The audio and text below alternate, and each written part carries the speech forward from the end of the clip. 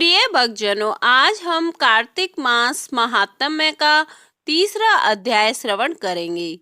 सत्यभामा ने कहा, हे प्रभु, आप तो सभी काल में व्यापक हैं और सभी काल आपके आगे एक समान है।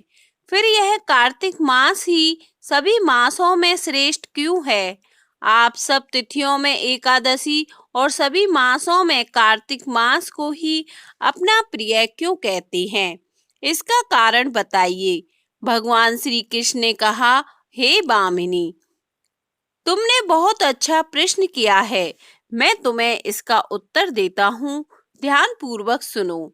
इसी प्रकार एक बार महाराज बैन के पुत्र राजा पृथु ने प्रश्न के उत्तर में देव ऋषि नारद से प्रश्न किया था और जिसका उत्तर देते हुए नारद जी ने उसे कार्तिक मास की महिमा बताते हुए कहा, हे राजन, एक समय शंख नाम का एक राक्षस बहुत बलवान एवं अत्याचारी हो गया था।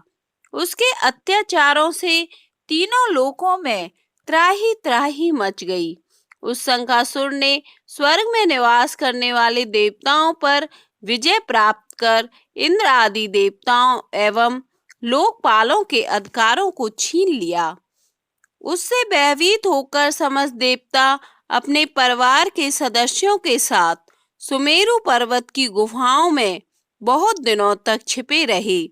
तत्पश्चात वे निश्चिंत होकर सुमेरु पर्वत की गुफाओं में ही रहने लगे। उधर जब शंखासुर को इस बात का पता चला कि देवता आनंद पूर्वक सुमेरु पर्वत की गुफाओं में निवास कर रहे हैं, तो उसने सोचा कि ऐसी कोई दिव्य शक्ति अवश्य है जिसके प्रभाव से अधिकारहीन यह देवता अभी भी बलवान है। सोचते सोचते वह इस निर्णय पर पहुंचा कि वेद मंत्रों के बल के कारण ही देवता बलवान हो रहे हैं। यदि इनसे वेद छीन लिए जाएं तो वे बलहीन हो जाएंगे। ऐसा विचार कर शंखासुर ब्रह्मा जी के सत्यलोक से शीघ्र ही वेदों को घर लाया। उसके द्वारा ले जाए जाते हुए भय से उसके चंगुल से निकल भागे और जल में समा गए।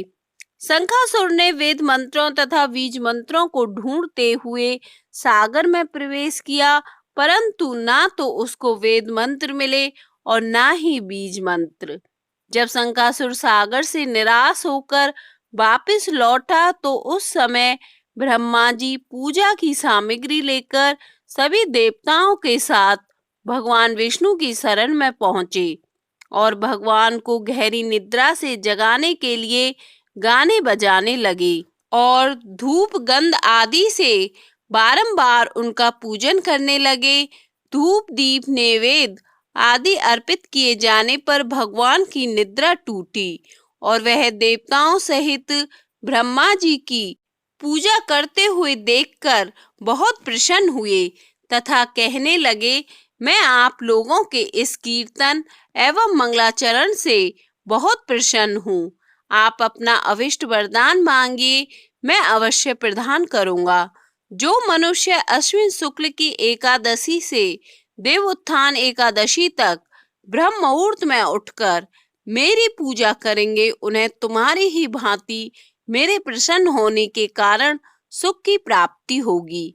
आप लोग जो पाद्य, अर्घ्य, आचमन और जल आदि सामग्री मेरे लिए लाए हैं, वे अनंत गुणों वाली होकर आपका कल्याण करेगी। शंखासुर द्वारा हरे गए संपूर्ण वेद जल में स्थित हैं। मैं सागर पुत्र शंखासुर का वध करके उन वेदों को अभी लाए देता हूँ। आज से मंत्र, बीज और वेदों सहित मैं प्रतिवर्ष कार्तिक मास में जल में विश्राम किया करूँगा। अब मैं मत्स्य का रूप धारण करके जल में जाता हूँ।